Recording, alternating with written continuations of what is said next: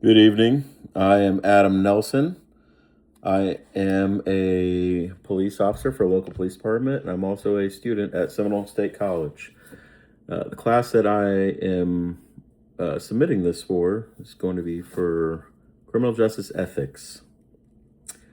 I will be citing professional ethics and criminal justice, being ethical when no one is looking, 5th edition by J. Albanese of the Virginia Commonwealth University. My speech on critical thinking. First, I don't believe that critical thinking is something that can be taught.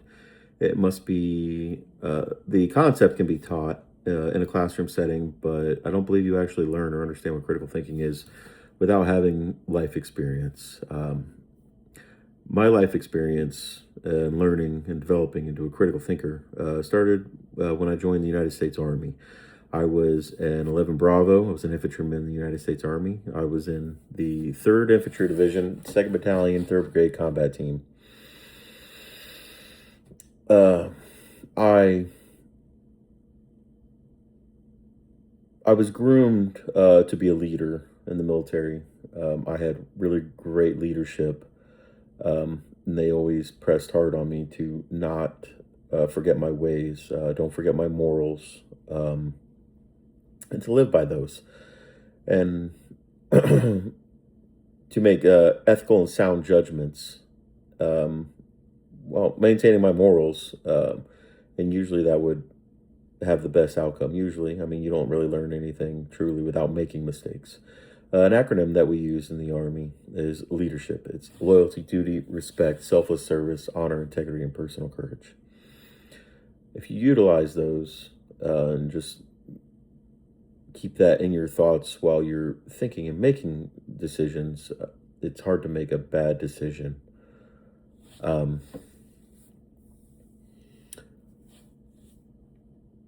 Moving into leadership, I mean, you're dealing with guys of all walks of life, from any and everywhere, and you're not just seeing them like at a regular 9 to 5. You live with them. I deployed 3 times, once to Iraq, 2 more times to Afghanistan, and I was special operations. I was attached to 5th Group ODA, my first deployment.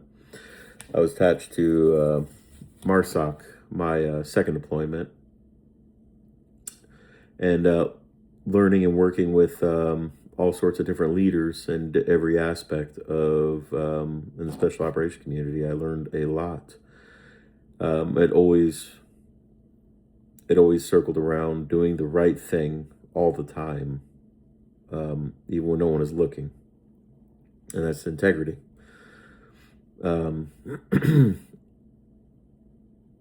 I eventually worked my way up to sergeant, and being in a leadership role was a 24/7 thing. I was dealing with people when they were having a bad night and when they were having a good night. My soldiers, being in the infantry, are typically wild animals, and I was constantly finding myself in moral dilemmas of whether they should be punished, or whether it was something that didn't warrant having the entire chain of command notified and coming out at 3 o'clock in the morning because my soldiers were drunk and got into a fist fight. If it was something that I could handle at the lowest level, as long as it didn't violate any of the, as long as it didn't violate anybody else's rights and they were good to go with it. If it was just a mutual combat situation, then that's something that I would handle at the lowest level. Is that morally and ethically right? It is if nobody is. It is if I didn't violate any of my laws, and that if all parties involved, were not harmed. If that makes sense, has to work out for just about everyone. Unless you had unless there was a primary aggressor, and they tuned somebody up really bad, then that person would have to answer for what they did. At that point, it's not just mutual combat. Anyway. Going into I'm a police officer now, I at the forefront of my mind, I still remember a lot of the things that I learned as far as decision making goes, from when I was in the military, and how it translates into becoming a police officer and dealing with the general public. General public aren't soldiers, but soldiers are still people. It's just a different dynamics as far as what kind of decisions I'm making and why I'm doing them. and the outcomes were much different. Now, if somebody violates somebody else, or if it's alleged, I mean, I have to decipher exactly what happened, and that's taking the totality of the circumstances into account. If if I'm called to a scene where there was an alleged battery that had occurred, then just for example, a wife called and said that she was battered by her husband. We show up, and you automatically think that the man was the primary aggressor. When we get there, and this poor man's covered in scratches from head to toe, and the woman that had called us didn't have a scratch on her. Even though she's the one that called, and she said that this is what happened, and the man didn't even want to talk about it, it was very evident as to what happened. The right thing for me to do is not just to take her on her word for it. I have to fully investigate, and she didn't have a scratch on her. This man was tore up. She went to jail for domestic violence battery.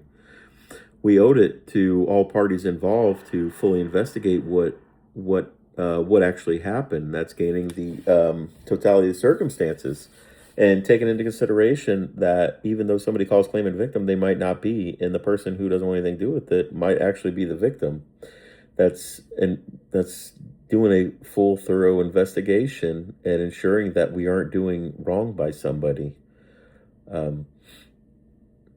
Going into decision making, you have just fractions of seconds to make decisions. If you keep your morals at the forefront of your mind, you know what's right and wrong.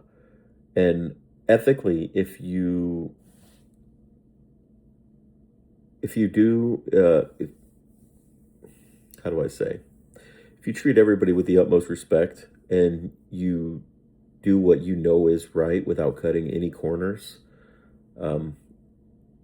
the outcome will be much better than if you just try to cut corners, or if you shortchange somebody. If you're not doing right by everybody involved, then that's not, there goes your morals or your ethics. Either way, it's in your critical thinking, it just doesn't work,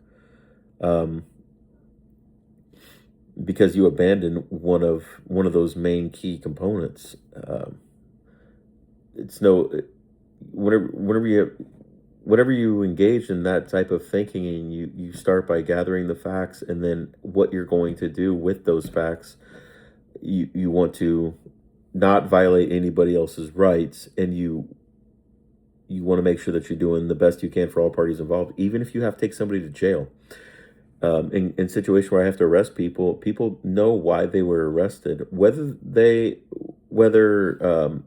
charges get dropped, or whether it's determined after the fact that they were wrongfully arrested. I mean, it's not going to be, there's going to be probable cause that exists to arrest somebody. I will not arrest somebody or take them to jail, unless the criteria is met. I'm not going to cut corners and just say, oh, well, they'll sleep it off, or, oh, okay, well, they need to go anyway. Probable cause has to exist, because that is what is expected of me, to deprive somebody of their rights, the right of freedom. And you absolutely cannot cut corners. Everything has to be done thoroughly and properly, and done the same way every single time, not showing any favoritism for anyone else, because ethically it would be wrong if I did that. I try to do the best I can by everybody I come in contact with, whether they're the suspect, or they're a total innocent person, or they just witnessed whatever happened. Trying to make those clear and logical decisions by taking into account, is this morally and ethically correct? As long as I just do the best I can with every decision, the outcome is always going to be better. Okay. Well, thank you for listening. I hope this gets me an A. And appreciate you, DC. All right. Take care.